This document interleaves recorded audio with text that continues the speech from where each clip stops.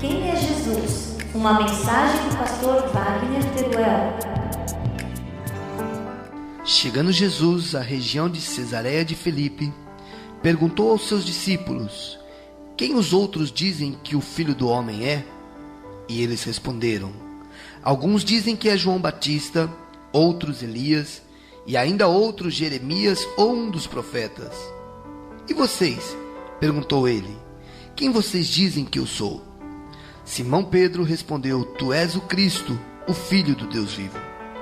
Respondeu Jesus: feliz é você, Simão, filho de Jonas, porque isso não lhe foi revelado por carne ou sangue, mas por meu Pai que está nos céus. E eu lhes digo que você é Pedro, e sobre esta pedra edificarei a minha igreja, e as portas do Hades não poderão vencê-las. Eu lhe darei as chaves do reino dos céus, e o que você ligar na terra terá sido ligado nos céus, e o que você desligar na terra terá sido desligado nos céus. Então advertiu aos seus discípulos que não contassem a ninguém o que ele era, o Cristo. Amém. Maravilhoso Deus, Pai eterno e bendito, diante da tua presença estamos, Senhor, pedindo a tua misericórdia e a tua graça. Usa-me, Senhor, para ministrar a tua santa palavra, e que os corações sejam transformados através do poder restaurador da tua palavra. Amém e amém. O trecho que nós lemos está baseado em Mateus capítulo 16, versículo 13 até o 20. E eu gostaria de tratar um tema no dia de hoje: quem é Jesus Cristo? Na atualidade é uma pergunta um pouco difícil de responder, porque para uns ele é apenas um iluminado, para outros ele é Deus poderoso, enquanto que Jeová é o Deus todo-poderoso. Para outros ele é apenas a segunda pessoa da Trindade, e para os ateus é um homem qualquer, uma pessoa sem nenhum valor. A mídia tem lutado ultimamente para mostrar um Jesus pecador, com romances e histórias inescrupulosas, denegrindo a imagem do Senhor Jesus. A religião tem lutado para mostrar um Jesus sofredor, sem muitas forças, chorando no Getsemane, também se lamentando na cruz. Mas eu louvo a Deus que João, no livro de Apocalipse, o viu glorificado, viu ao Senhor Jesus como um que esteve morto, mas que vive pelos séculos dos séculos. E esta visão nós devemos ter hoje também de Jesus. Nós que somos chamados para sermos pregadores da última hora, não temos mais tempo de ver a Jesus apenas na manjedoura sofrendo por não haver lugar na hospedaria. Não temos mais tempo para ver que o Senhor Jesus Cristo não tinha uma cama confortável, quando ele disse que as aves têm seus ninhos, a raposa seus covis, mas o Filho do Homem não tem onde recostar a cabeça. Nós não temos tempo simplesmente para estarmos olhando o sofrimento da cruz, mas hoje os pregadores da última hora são chamados para ver ao Cristo que ressuscitou dos mortos, e que em Mateus capítulo 28, versículo 17 disse: todo poder me é dado nos céus e na terra. Este é o grito de guerra, este é o grito de júbilo para uma nação, para uma geração de adoradores que querem e que buscam fazer o melhor para o Senhor com alegria. Sabemos quem é Jesus, sabemos como encontrarmos, sabemos onde vivenciá-lo, mas a nossa mente, diante de uma sociedade corrupta, diante de uma sociedade perdida, diante de todos os problemas, ainda segue a pergunta: quem é Jesus? Deixemos os salmos, os profetas, os apóstolos falarem por nós, e tomemos nesse dia de hoje uma decisão. Vamos tomar uma decisão e descobrir quem ele é. Ao depararmos-nos com os Salmos 23, nós temos uma descrição clara de quem ele é. O salmista Davi, ao apresentar os Salmos, ele diz: o Senhor é meu pastor, de nada terei falta. Muitas das vezes nós começamos a olhar a vida Começamos a olhar as situações que nós enfrentamos, os problemas, as lutas, as dificuldades, e nós começamos a sentir falta de tantas coisas. Começamos a sentir falta de um ombro amigo, começamos a sentir falta de bom emprego, começamos a sentir falta de todas as amizades que muitas vezes, quando éramos jovens ou quando éramos adolescentes, tínhamos no colégio. Mas quando nós nos deparamos com o Salmo 23, nós encontramos um que é o nosso pastor e que nunca falta. O Senhor Jesus nunca vai faltar para você. Ao nos depararmos então com o Salmos 46, eu acho um dos salmos mais lindos que tem na Bíblia, nós encontramos que este salmo não simplesmente diz quem é Jesus, mas diz o que ele faz e onde ele está. E eu gostaria neste momento de ler para você a palavra de Deus que diz: Deus é o nosso refúgio e nossa fortaleza, socorro bem presente na angústia. Este é o nosso Senhor. Quem é Ele? Ele é refúgio. Quem é Ele? Ele é fortaleza. E é por isso que neste dia nós não temeremos. É por isso que neste dia nós não temeremos, ainda que a terra trema, ainda que os montes afundem no coração do mar, ainda que estrondem estas águas turbulentas, ainda que os montes sejam sacudidos pela sua fúria. Há um rio cuja corrente alegra a cidade de Deus.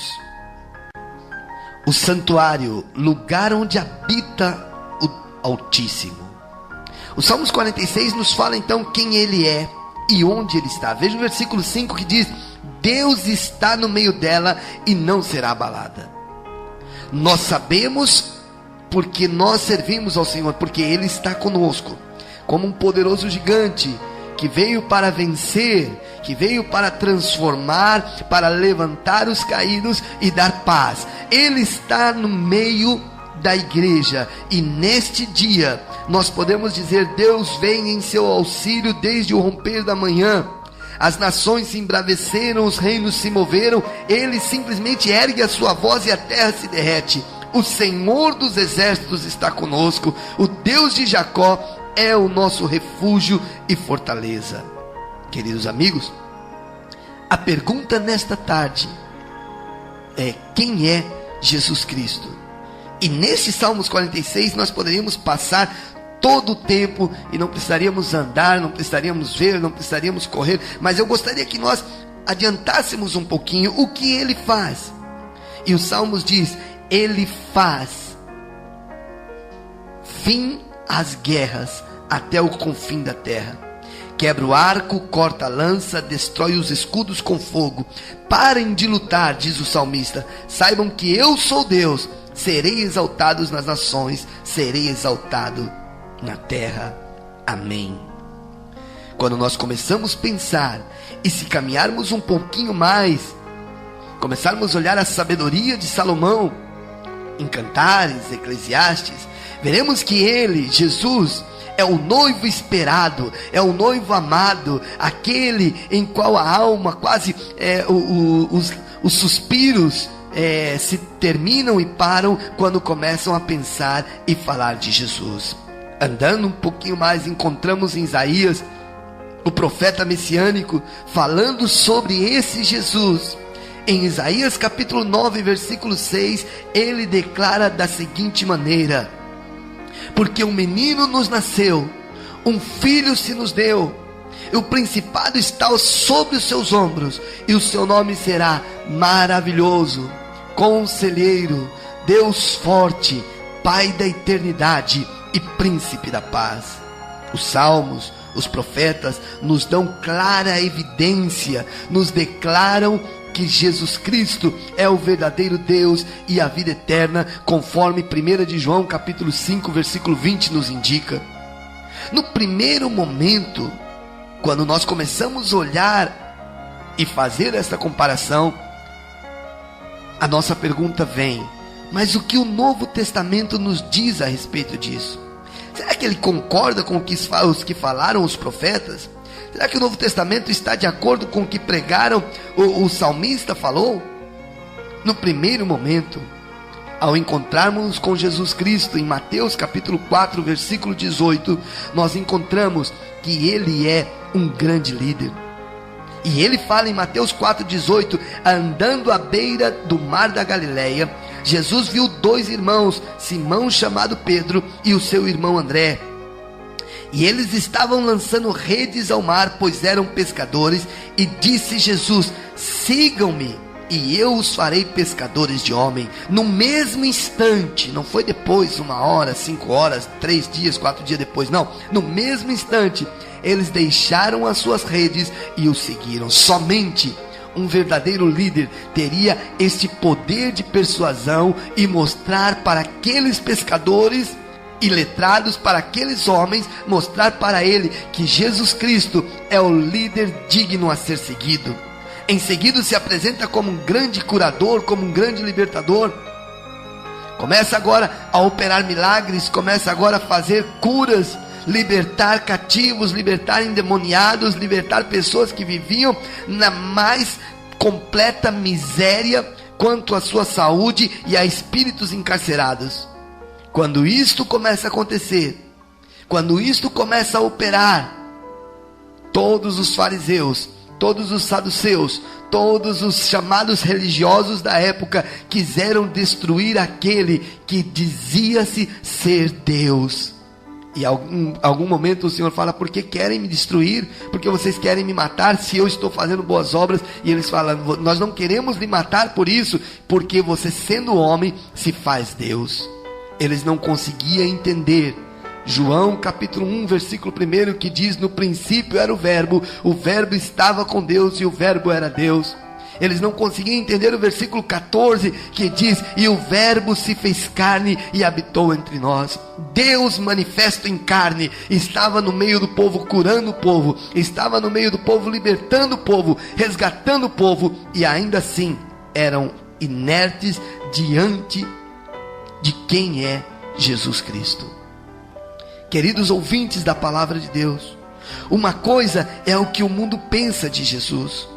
O mundo pensa que ele é um grande libertador, o mundo pensa que ele é o iluminado, o mundo pensa que ele é o Filho de Deus, o mundo pensa que ele é isso, ou que ele é aquilo, o mundo pensa que ele é simplesmente um homem, o mundo pensa que ele não é nada. Mas o que você pensa de Deus, o que você pensa de Jesus? Deus está interessado no dia de hoje em saber o que você pensa de Jesus. Ele quer uma definição sua. Para você, ele é apenas um grande homem? Para você, ele é a segunda pessoa da Trindade? Para você, ele é um iluminado? Ou para você, ele é Deus? Deuteronômio capítulo 6 versículo 4 diz: ouve, pois, ó Israel, o Senhor nosso Deus é o único Senhor. Quero te dizer uma coisa, meu querido amigo: não há sombra nem variação de dúvida de que Jesus Cristo é Deus. Leia 1 de Timóteo capítulo 3 versículo 16. Eu gostaria que acompanhar com você essa maravilhosa leitura de 1 Timóteo 3,16, quando nos diz a palavra. Eu estou lendo aqui na nova versão internacional, que diz assim, 1 Timóteo 3,16: não há dúvida de que grande é o mistério da piedade.